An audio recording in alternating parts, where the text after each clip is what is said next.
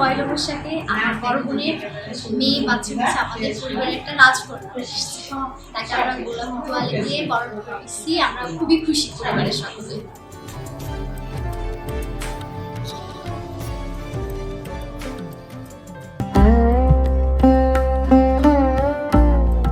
আমার মেয়ের 3.5 বছর বিবাহিত জীবন, তার ভিতরে আমাদের একটা সুন্দর সন্তান জন্মগ্রহণ করেছে, সেজন্য আমরা খুব খুশি। আর বিশেষ করে পয়লা বৈশাখে এই দিনটা আমাদের খুবই স্মরণীয়। সবচেয়ে আপডেটেড ফিচার্স নিয়ে 140টিরও বেশি দেশে কনকাফ্রেজ।